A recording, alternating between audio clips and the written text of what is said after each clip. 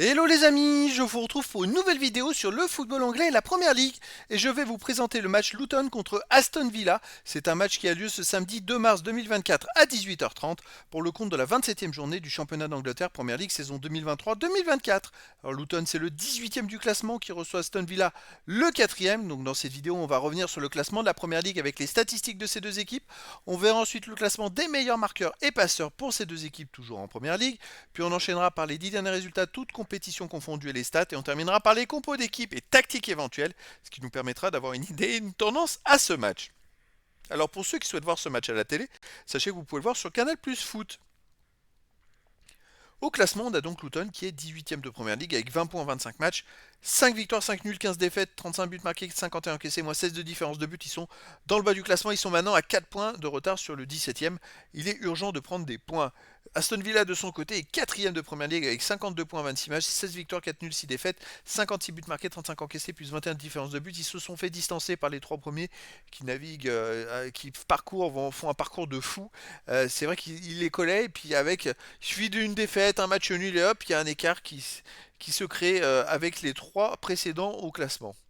Au niveau des marqueurs, alors on a Watkins d'Aston Villa avec 14 buts, Adebayo de Luton 9, Luis d'Aston Villa 9, Bailey d'Aston Villa 8, Maurice Luton 7, McGinn d'Aston Villa 6, Diaby d'Aston Villa 4 et des joueurs à 3 de 1 but pour les deux équipes. Pour les passeurs décisifs, Watkins est meilleur passeur de Première Ligue avec Aston Villa avec 10 passes décisives. Il a quand même 14 buts et 10 passes en 26 matchs, c'est quand même pas mal. Il est sur 24 buts en 26 matchs.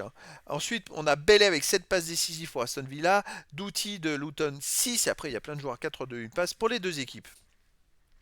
Les 10 derniers résultats, toutes compétitions confondues, Luton c'est 3 victoires, 3 nuls, 4 défaites, 18 buts marqués, 26 encaissés, moins 8 de différence de but. Alors attention, il reste sur 4 défaites d'affilée, dont 2 gros cartons. Alors bien sûr, ils ont joué les deux premiers de Première Ligue, mais ils ont perdu 4-1 à Liverpool et ils ont perdu 6-2 à la maison contre Manchester City. Je crois qu'Haaland a fait un quintuplé ou un quadruplé, je sais plus. Et avec un De Bruyne qui fait trop 4 passes décisives encore. Voilà, c'est une grosse défaite pour Luton. 6 buts à 2 à domicile, donc ils viennent de prendre 10 buts en 2 matchs. Waouh, c'est chaud patate quand même. Donc chez eux, hormis ce 6-2, avant ils avaient perdu contre Manchester United 2-1. Contre Sheffield United, le dernier en plus de Première Ligue, ils ont perdu 3-1. Et avant, ils ont battu Brighton 4-0. Alors c'est invraisemblable pour Brighton, c'est bizarre.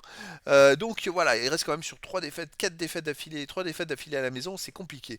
Aston Villa cette saison, sur les 10 derniers résultats, c'est 5 victoires de nul, 3 défaites, 18 buts marqués, 13 buts encaissés, plus 5 de différence de but. Et là, il reste sur 2 victoires de suite.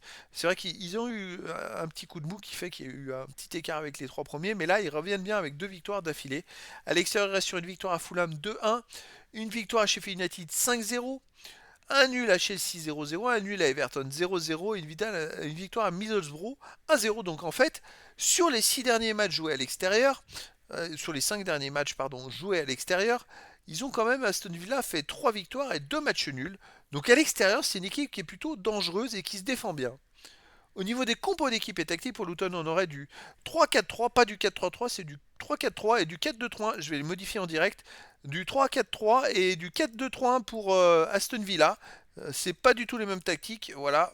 Et donc en 3-4-3 pour Luton, on aurait en gardien Kaminski, défense Burke, Menji, Ashioka, milieu de terrain, Ogbene, Barclay, Mvanzu, Doughty, attaquant Clark, Morris et Chong.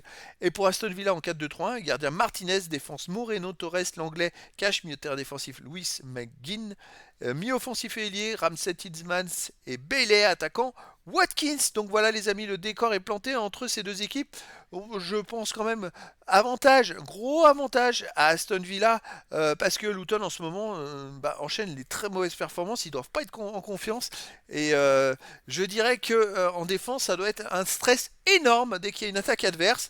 Après, dans le foot, tout est possible. Écoutez, les amis, je vous donne rendez-vous ce samedi 2 mars 2024 à 18h30 pour le match de la 27e journée du championnat d'Angleterre Première Ligue saison 2023-2024. Luton, le 18e du classement, reçoit Aston Villa, le 4e. Voilà, les amis, je vous dis à très bientôt pour une nouvelle vidéo.